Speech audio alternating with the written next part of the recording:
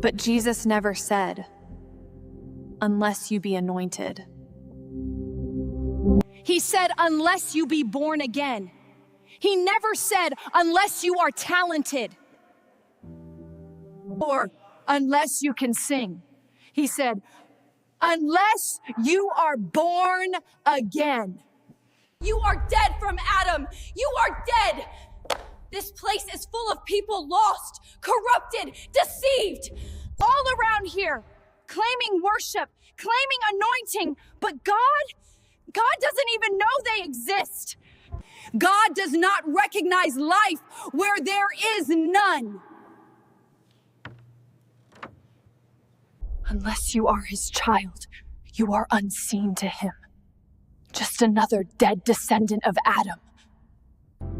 You were never even stillborn. You never truly